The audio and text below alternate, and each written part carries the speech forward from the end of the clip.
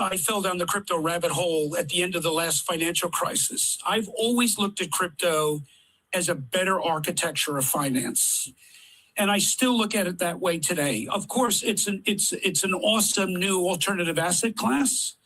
But far more important, I believe, is its role to underpin the new financial system. It's a digital network architecture of finance. It's in all of our interests that we have the type of national legislation that we had back in the 1990s, the Telecommunications Act, that unleashed the first wave of the internet. It gave it a sound legislative and legal underpinning. I think we all need a sound legal underpinning so that whoever is elected in the next presidential election can't, at a whim, as it was done in the last, become hostile to this innovation. If we put the American economy on a digital network architecture, we're going to win the next century. We've got to have that legislation, I believe. Good morning, everybody. Hello, and welcome back to another episode of your favorite crypto news related channel. And today is going to be a very exciting episode, and a massive thank you to the new mom in chat who says new to crypto. Thank you for the educational content. Well, I'm grateful to share this educational content with each and every single one of you on a daily basis. And today's a holiday. So if you're enjoying the day off, you're staying home, spending time with family, congratulations. Today is going to be a very exciting episode, and we're going to waste almost no time diving into the topic that is in today's title. The Federal Reserve has filed an XRP crypto risk proposal. We're going to be breaking that down all throughout today's show. But just to give you guys a little bit of insight into what is happening here, the Federal Reserve is now going to allow banks to easily and cheaply use XRP for big money trades and large settlement systems. What does this show? It shows that the grown-ups are entering the chat and more banks will start leveraging digital assets, specifically starting with the XRP ledger here in 2026. A major part of this is going to be if we can get the Clarity Act approved, and we're going to start breaking that down at the beginning of today's show. We're also going to be showing you guys some updates out of Japan. So if you saw my video last night, I did an update on this statement right here out of the SBI Holdings CEO, who said not 10 billion in XRP, but around 9% exposure to Ripple Labs. Our hidden assets could be much bigger. Well, coincidentally, Crypto Erie put out an update this morning who said the finance minister in Japan just expressed support for SBI Group's blockchain payment and stablecoins initiative. Why is this relevant to us? All of these initiatives are run through the XRP ledger, and SBI is one of the leading adopting protocols here globally for the RLUSD stablecoin. So all of these narratives are connecting here in 2026. We focus a lot of time here inside the United States, what's happening with the Clarity Act. That is because we're Americans. I'm American. Johnny Crypto's an American. Most of the live chat is as well. But when you think about this market, we have to expand our mindset and look at it globally. Right now, Southeast Asia is going all in on crypto, and I've got some more data and analytics to kind of break that down. We already have nearly 900 live listeners, 750 watching on YouTube. If you're enjoying this content, you enjoy this show, smash that like button, subscribe to the channel if you're not subscribed, and let me know some of your thoughts on the update this weekend. Now, we did put out a members-only update over the weekend from me and Johnny Crypto, just discussing the market, how we view where we are today, things of that nature. If you find that helpful, become a member, check it out. We're going to put out more frequent updates here in early 2026. We're going to try to give you guys at least 2 videos a day. A week. Sorry, not a day. 2 videos a day on the channel, 2 videos a week for the members only. So I'm excited about that, and I'm looking forward to bringing you guys a lot of those cool and exciting updates. But let's get into some of the content that I have prepared for you guys. I'm going to get into digital identities today as well, because I think that would be very helpful for our listeners to kind of go over that concept. But let's start off with this update from Ray Dalio, because Ray Dalio gave a massive warning to the world when he was on the Tucker Carlson podcast that central bank digital currencies are coming. And there was an article that went viral over the past 12 to 15 hours or so where Ray Dalio said the global economic order isn't shifting. It has already changed. And people are saying, where's the hat? There we go, guys. Hat is back in action. Not a backwards hat for the rally, but we are going to get into that. And right before I play this Ray Dalio video, just wanted to give you guys a quick update on the XRP price chart. We've got Bitcoin sitting at 67,700, Ethereum back below 2 grand, trading at 1965. XRP currently trading at about $1.48 this morning, up 2.5% on the 7-day. Not a lot of momentum in the market. Now, it is exciting for the XRP community that we're back in that downward channel. I know some other people are anticipating lower lows. I want to hear from you guys. One's in chat if you think the low is in for XRP. Two's in chat if you think we're going lower. I think, potentially we are going lower. I'm always transparent about that. I think one final pullback is definitely in the cards. And the reason for that, it's got nothing to do with XRP for me. It is all about Bitcoin. If Bitcoin drags this market down to about 50K, we're going to see altcoins bleed across the board. And that's just how this market moves for the time being. If you're enjoying this content, smash that like button. Massive thank you to you guys. And the goal for today, can we reach 589 likes on the show? I think we can do it, my friends. With that being said, let's dive into our content. First, starting with the Ray Dalio warning. Right. What happens if the government issues digital currency?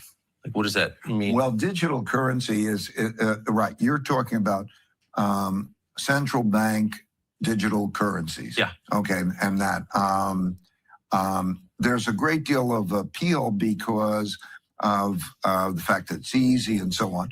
But it's and I think it'll be done. A lot happens. Do you think it will be done? Yeah, I think it's but what happens in the digital currency? Of course, it's easy to transact and so on. And it'll be like money market funds. I think the question will be first. Will they be able to offer interest? So there's a debate now as to whether they will be interest. If they're not able to offer interest, and there will be a debate, probably they won't be, but then they're not an effective vehicle to hold it in because you'll have the depreciation. Of course. You'd rather hold it in a money market fund or a bond, but that's debate. There will be no privacy, and it's a very effective controlling mechanism by the government. What I mean is all the transactions will be known. All transactions done with digital currencies will be known, which is good for illegal activities, getting control of illegal activities. But it also means that the government has a great deal of control. For example, they can tax that way. They can take your money. They can establish foreign exchange controls and the like. And so that's something that will be an increasing issue, particularly for international holders of that currency, because they might feel, let's say, if you're a Frenchman and they wanted to have sanctions, they could take your money, of course, and so on. So there's the privacy issue of that. And if you're politically disfavored, you could be shut off. Politically disfavored, you could be shut off. Absolutely, guys. And we saw that back during the 2019-2020 crisis with C19, I should say, where if you didn't have, medical verification public, you weren't able to go to certain locations. Maybe you weren't able to travel on certain airlines. Well, that can be taken to a whole nother level through the combination of a central bank digital currency and a digital ID. So while we're going to go through some of this content, I want to be very outspoken about this. Just because we're covering the content and we're reporting on what's happening, it does not mean we're advocates for CBDCs. It does not mean we're advocates for decentralized currencies, for digital identities. We are advocates for decentralized currencies.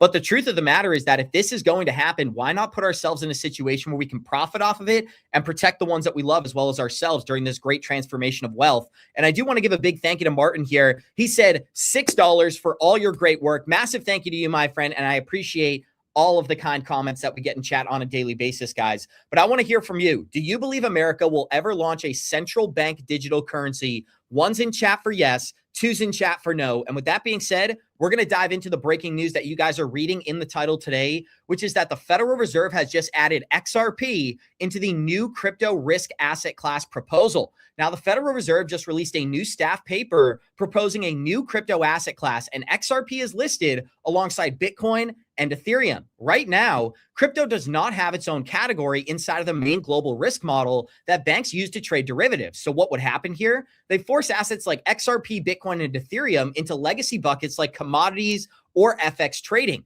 Well, Fed's proposal is to create a new dedicated crypto risk class under the ISDA SIMM, which is split between pegged, which would be stablecoins, and floating assets, which fluctuate in price, like Bitcoin, Ethereum, and XRP. This is the exact model that banks would use. But why does this matter for XRP investors? If the new crypto gets its own special trading zone idea is approved, then we're going to see banks more easily and cheaply use XRP in their big money trades and their payment systems.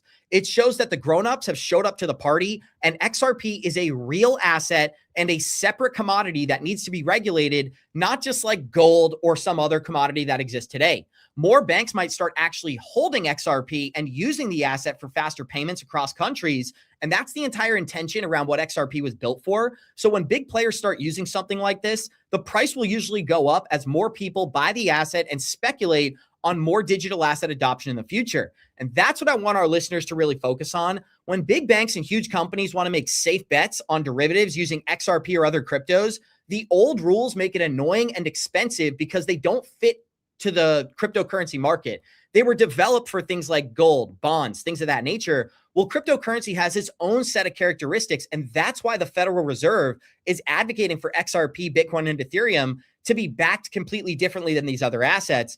Right now, banks have to put way too much money forward for a safety net alongside the deposits for the banks. So that makes it way too complicated, and banks around the world, even though XRP has clarity inside the United States, it's too slow, it's too expensive, it's too costly. They don't want to use these new technologies. Well, a rule change like this would allow for banks to cheaply and easily use the XRP asset, backing the commodity and derivatives market that we've been waiting for here in the XRP community. But I'd like to hear from you guys. One's in chat if you're excited about this. Two's in chat if you think it's nothing burger. I think this is a huge deal because if you correlate this with the passing of the Clarity Act, these could be the two major catalysts that bring trillions, and I mean this, trillions of dollars from the sidelines into many of our favorite crypto projects, whether it's XRP, whether it's HBAR, whether it's Ethereum, or even Solana. And that's the clip that I'm going to play next. Taking that into consideration, what we just broke down, I want you guys to listen to this clip right here, where these investors are talking about the strategic alliance that sets up certain crypto companies for success under the Trump administration. Here's the latest clip. For example, let's pick the two that I don't remember whether it was Tillman or Andrew mentioned. So two of the coins that are on there are XRP and Solana. Mm-hmm. XRP and Solana and a bunch of others are vying to be the base layer to support new transaction modalities. Now, boy, does that sound geeky. But the fact is that the way exchanges work and the way money moves when it is right now, everything is centralized exchanges. Everything is done via proprietary systems. Both XRP more in payments and Solana more in trading are vying to be part of a newer globalized infrastructure. If those things take form, so if Solana broadens beyond memes to trading of everything, then it's going to be worth a shit ton more than it is today. The total addressable market for providing that as a base layer is significant. The same thing with XRP with regard to payments and SWIFT. And if XRP underlies the stable coins that are become, if basically not just RLUSD, but if Chase coin and JP Morgan coin all use the XRP ledger, then it will have value. If it doesn't, it won't. And so it really becomes a question of that word that I think it was Andrew that used, which is utility. If they have utility, they will be worth more. Elsewise on the screen, and of course you could mention Ether in the same thing in terms of tokenization. And so, that's a big.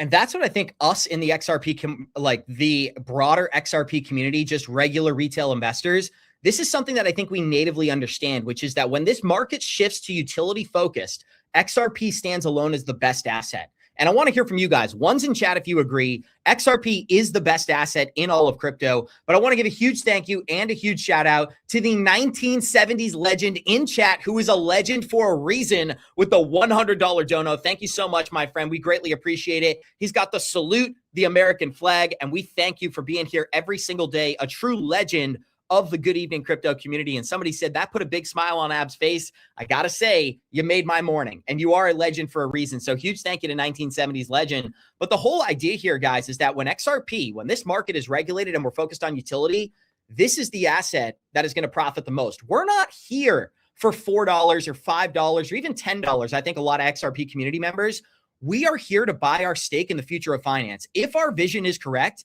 the XRP ledger is going to be the base layer for tokenized assets. It's going to be the main thing for cross-border payments leveraged by banks. We're going to see global institutions out of Japan, out of Singapore, out of the UAE, all be stacking XRP and adding it to their balance sheet. So I think when you wonder, what is the real end game for XRP? It's not what we're witnessing today, and it's not even market dominance. The real end game is the future of finance and real products existing on the public ledger. Because when that occurs, XRP stands alone. There's no other group, there's no other blockchain that's even in the same category. And when you think about the Ethereum network, guys, why is Ethereum the second largest digital asset today? Smart contracts and stablecoins. What are the two things that the XRP ledger is officially adding? Smart contracts and stablecoins. And we're doing it by tapping in, Trojan horsing our way into the Ethereum ecosystem with the RLUSD stablecoin.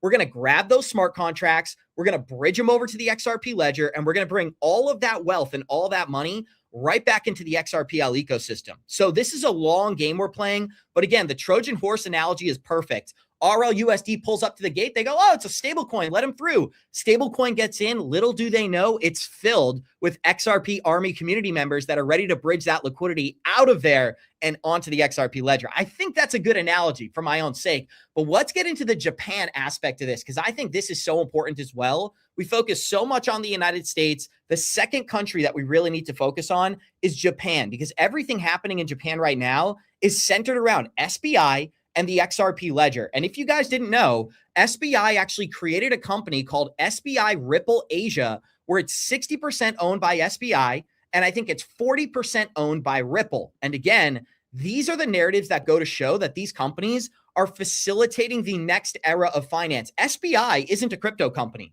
They are a banking institution that is tapping into crypto products to dominate.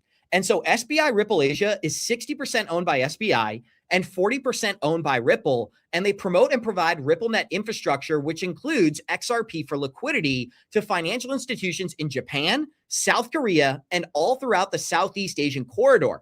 This supports broader adoption of blockchain-based payments, including the ongoing efforts related to XRP. And this user put out a phenomenal analysis. They said SBI Holdings, they don't just hold XRP. If you look more closely, they're positioning across the entire broader XRP ledger ecosystem. They've got exposure for infrastructure, exposure for an identity layer, and exposure to the emerging lending primitives that are natively built on the XRP ledger. This isn't a single asset thesis. It's an ecosystem accumulation. And that goes back to the original conversation that I said about why XRP investors are here. We're not here for $4. We're not here for $5. We're here because we believe we've purchased a stake in the future of finance. But I want to give a huge thank you. We got over 1,700 live listeners, 1,300 on YouTube. If you're enjoying this content, smash that like button, subscribe to the channel if you're not subscribed. The goal for today, can we pass 589 likes? We are already at 380 likes, guys. So just 200 more, and we're breaking that here on GEC.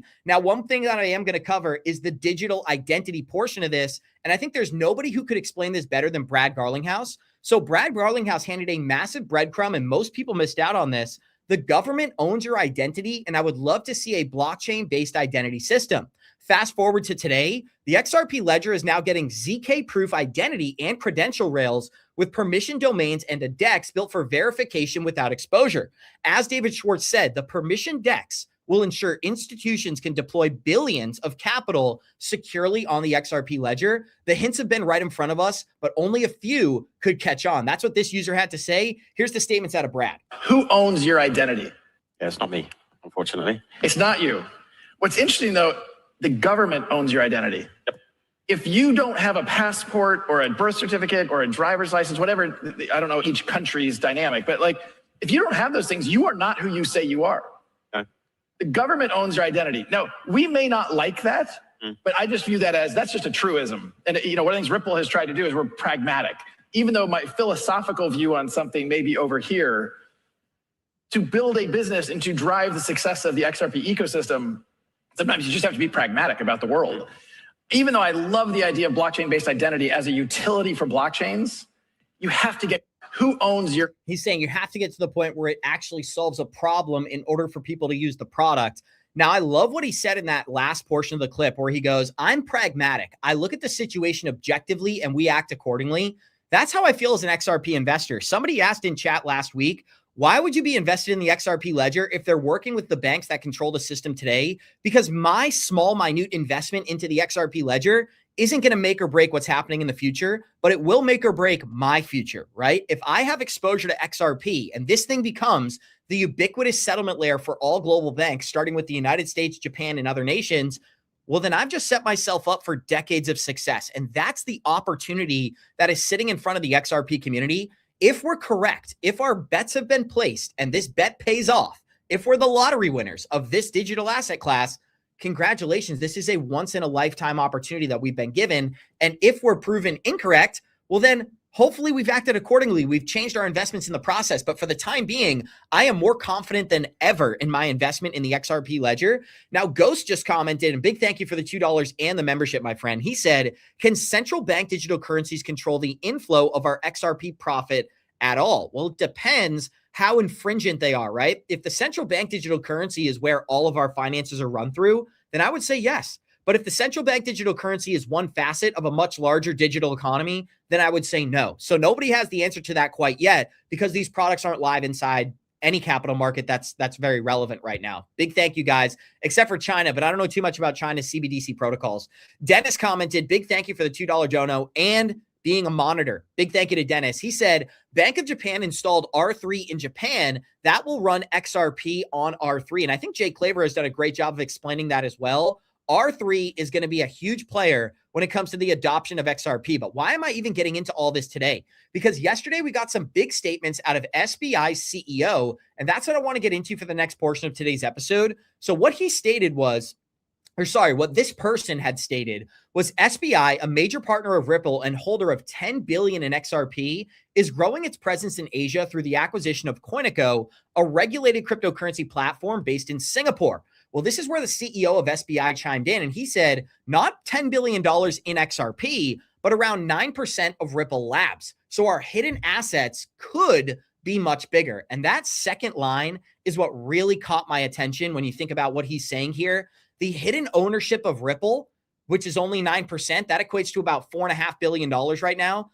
That could far outpace a $10 billion investment in XRP. That is something for our listeners to think about. And I want to give a big thank you to Autumn Wolf, another daily listener. Shout out to you, Autumn. Thank you for the $10 donations. She said, I just ran over to Gematria. Pragmatic is the same code as the one Brad knows. Exactly. That's another example, guys. Big thank you to Autumn. And somebody said this, that. It's a nothing burger. These are the developments that build over time, right? We're not going to get that massive flip of the switch moment right here, right now. We need a bunch of catalysts to play out first. We need the Clarity Act. We need interest rates to come down. We need a lot of things to work in our favor here. And we're also heading into the midterm elections, guys. Republicans are going to do everything they can to pump these markets. And that's just one of the reasons that I'm really, really confident we get the Clarity Act passed here in 2026. If you're enjoying this content, smash that like button. I did just remember, right as I'm thinking and kind of talking out loud, I saw a video earlier today of Bo Hines on a podcast with Eleanor Terrett where he said he is very, very confident the Clarity Act gets approved. I'm going to actually look that up for you guys really quick and play that portion because I think it fits very well into kind of what we've been talking about during today's episode. What is the name of her podcast? I think it's Krypto in America, right? Krypto in America. Let me do it this way. And I apologize for doing this live on air, guys. I am a live show. Got to do this live right on air. This thing only has 250 views. I would encourage you guys, go and check this interview out. I thought it was really, really great.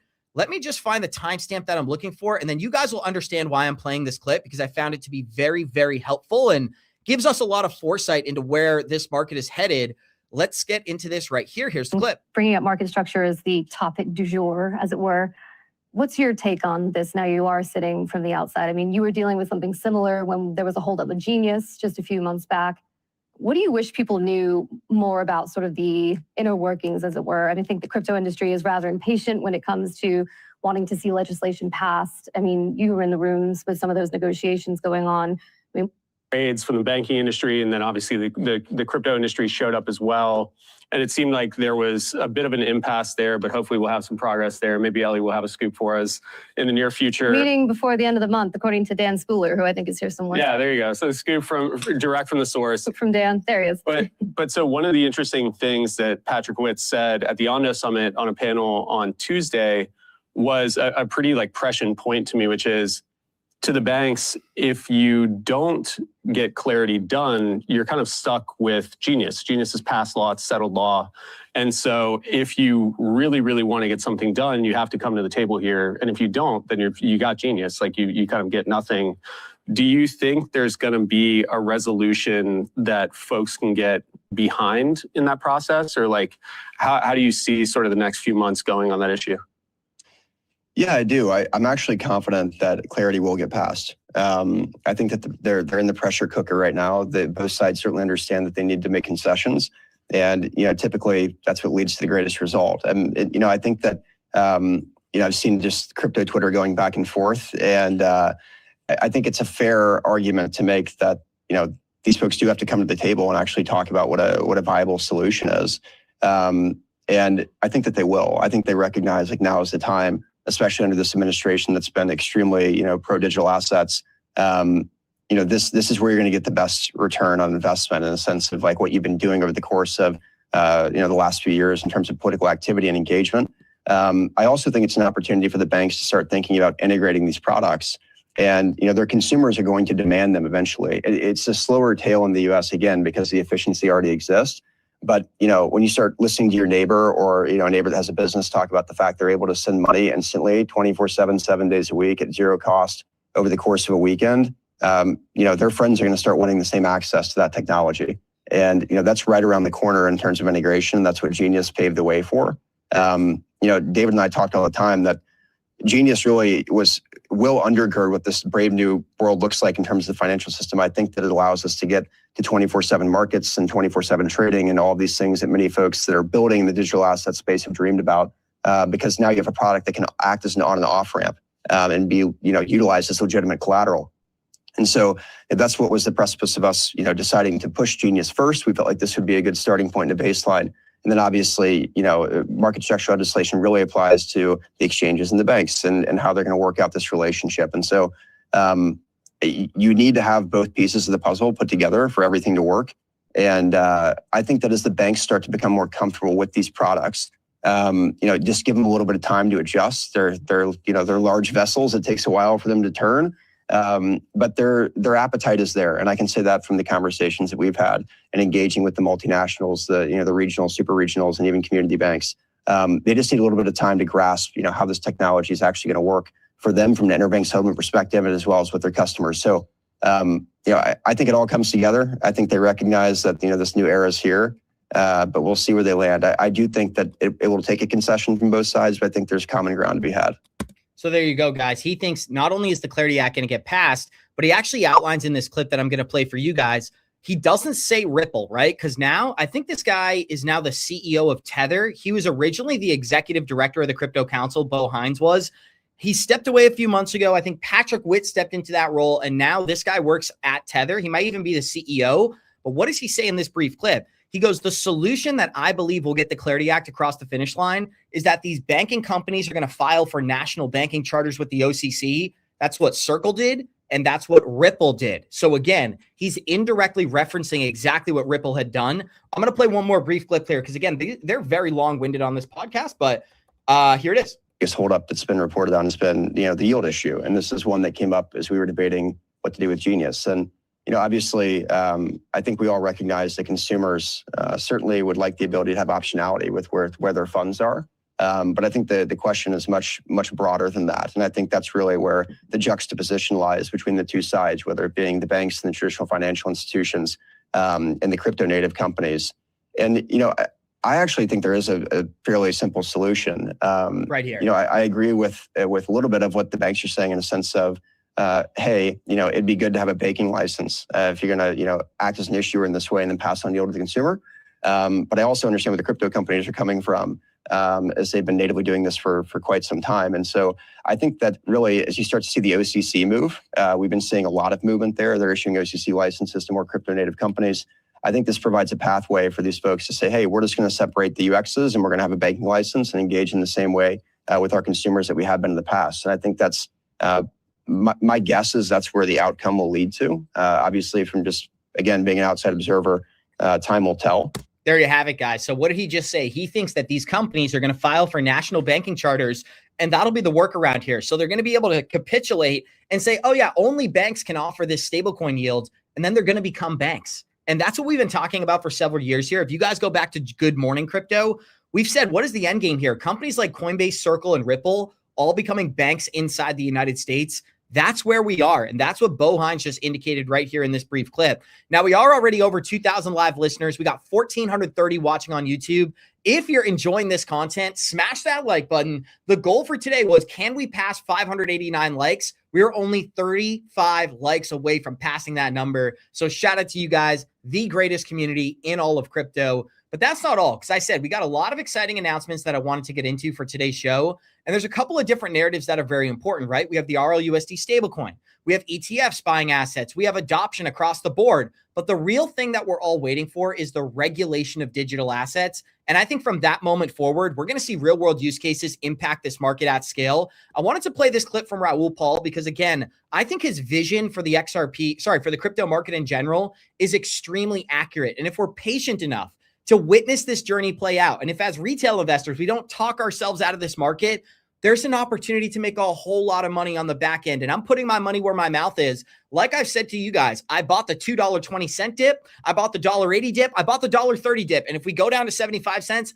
I'll be buying the 75-cent dip as well. But one thing we know for sure, if digital assets are regulated, if this market survives, which I believe it will, these assets are going to go up and to the right. They're going to break their all-time highs, and people are going to be talking about, thank God I had the patience to enjoy the profit and the the regulation, the whole journey that we're about to go through, and that we're actually in the process of going through right now. We just went through a bull market. We're going through a bear market. You know what comes after that? Another bull run. And that's what Raul Paul is getting into. Here's the brand new clip, and then we'll break it down. The sovereign wealth funds. Sorry, not a brand new clip. Here's a clip. We'll break it down. The sovereign wealth funds. And the mandate across the entire region, from Saudi to Abu Dhabi to Dubai to Bahrain to Qatar, is AI and blockchain. And not just using Bitcoin as a reserve asset, but also building the entire government infrastructure on blockchain, driving licenses, property deeds, the whole bloody lot. So it's it's fascinating to see. And then a lot of people say to me, well, if all of this money's coming in from the sovereigns, that may produce an outside return. And I'm thinking, well, if we're going from 3 trillion to 100 trillion, which is my estimate by just extrapolating out the trend rate of growth, you need larger players each time because the market cap is bigger, right? There's no way you're going to get to 15 trillion this cycle unless you've got bigger players. So it's kind of, I don't think it's what people think it is. I think it's just a function of the size of the market. The bigger it becomes, the more that those people are involved. And the more blockchain technology gets used, the more it uses the alts for infrastructure rails, for new forms of compute and storage and all the other things that are coming. So I just thought it was interesting because everyone's like, oh my God, it's a super cycle because of this. I'm starting to err towards, well, we talked about this before, a longer cycle, just because the business cycle is still below 50. So generally it takes a while to climb up. And then we use the GMI Financial Conditions Index, and that has a 9-month lead. And with the dollar breaking down even today, it's starting to suggest that this may go even into Q2 2026. So it's like the whole cycle got shifted because rates didn't get adjusted and the dollar was sideways for a period of time. So it feels that potentially there is a chance, and again, there's no guarantees in this world, that we're more like 2020 than we are in 2021. Or it's it's spookily similar to 2017 for me. I love this quote. Sorry, that clip ended right there, guys. This guy said, I'm starting to feel pre-rich again. I want to hear from you guys. How are you feeling out there? Are you surviving the crypto market dip? Because there's a lot of people out there that are tapping out of the space. That's not what I'm doing. That's not how I feel. And there's also a huge group of investors that are moving away from Bitcoin, away from XRP. And where are they finding themselves? They're going back into traditional stocks. And that major swing, that major change in momentum, once again tells me this market is oversold. The sovereign wealth fund. We are going to see people come back into the crypto market, and that's what I'm really betting on here. Now, we did just get another major update out of the White House. The White House will host a new crypto meeting this week on the Clarity Act. The Digital Chamber publishes their version of it. Another closed-door meeting at the White House could happen as soon as this week, stated by Patrick Witt, as negotiations over the Clarity Act hit a critical stage. Last week's meeting between senior banking officials and crypto lenders ended without a deal after banks circulated the document titled Yield and Interest Prohibition Principles. In response, the Digital Chamber, representing over 130 crypto firms, published its own set of principles on Friday. These principles push to preserve stablecoins as payment instruments, protect DeFi liquidity and dollar dominance. As it's President's Day, they are not working today, but keep an eye out for tomorrow's updates. And again, this just shows more and more progress towards the Clarity Act. And that's why I want to show you guys a brand new update out of Brad Garlinghouse that's got very little attention on social media. Now, this clip is slightly dry, slightly boring, as you might say, but I think the point is very, very clear. Brad is advocating for the Clarity Act because he believes it's good for the industry. Here's what Brad Garlinghouse had to say just a couple of days ago. We were pretty darn close to the Clarity Act going into the banking committee markup process, which would have been a very big positive step. That got stalled. You know, the thing I would say about that is let's not let kind of public outrage around certain things that could maybe be better masquerade as representing the whole industry in a certain way. And you know what I mean by that is mostly like I think it's so clear that clarity is better than chaos. And the Clarity Act as written, it's not perfect. If anybody in here has ever seen a perfect piece of legislation, like, you know, there's things I don't love about it, but let's not let perfection get in the way of progress. Ripple has been a big advocate of kind of pushing that through because of our journey. We got sued by the SEC, had a very painful 4 years. And although we have that, a federal judge ruled in our case that XRP is not a security. That's clarity. The industry does not have clarity. And like, whether we like it or not, the fortunes of Ripple kind of rise and fall a little bit on the fortunes of the crypto industry. Right. We want the industry to do well. And so we have been big advocates of getting this passed. I'll give it an 80% by the end of April, it's signed. Boom. 80% chance, according to Brad Garlinghouse, that the Clarity Act is signed into law by the end of April. So if you think it's just channels like Good Evening Crypto or maybe some other crypto content creators that you guys watch saying this, no, it is leading executives in the crypto space like Charles Hoskinson, like Brad Garlinghouse, that are saying this is going to get passed for the industry. And that second portion of the clip is also very important for our listeners to understand because a lot of people said XRP has clarity. Why do we need the Clarity Act to pass? Well, Brad Garlinghouse answered that question.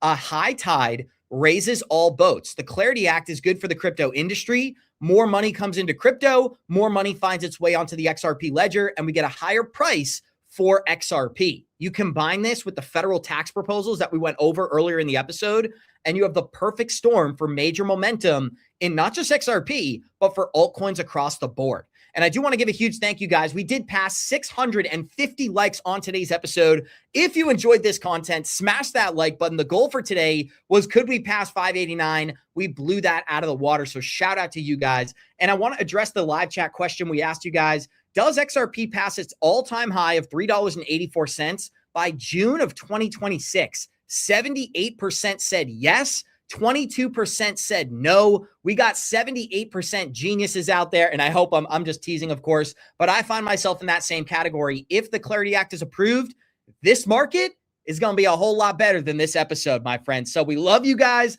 We appreciate you all. If you enjoyed this content, smash your like button on the way out of here. Enjoy your day off work. Go out, touch some grass, hug some family, spend some extra time outside if it's possible, and we'll see you all in the next. I'm going to be so proud of you, President, and I don't care about that. But you are going to be so proud of your country. So if you're looking to implement the same strategies that we do here on Good Evening Crypto, I would encourage all of our listeners to click on the Merlin link below and sign up for ITrust Capital as well. Now, why are our listeners going to do this? By leveraging the Merlin application, you can create a profit plan for yourself so you know exactly where you're going to be exiting this market. But leveraging ITrust through a Roth IRA product, you can take advantage of tax-free crypto gains during this crypto bull market. So I would encourage everybody, click on the link down below, sign up for ITrust today, and take advantage of our $100 free sign-up bonus. Well, you don't know much about crypto. You know nothing about nothing. You fake news. So if you're looking to implement the same strategies that we do here on Good Evening Crypto, I would encourage all of our listeners to click on the ITrust Capital link below and sign up to take advantage of tax-free crypto gains. Now, that's not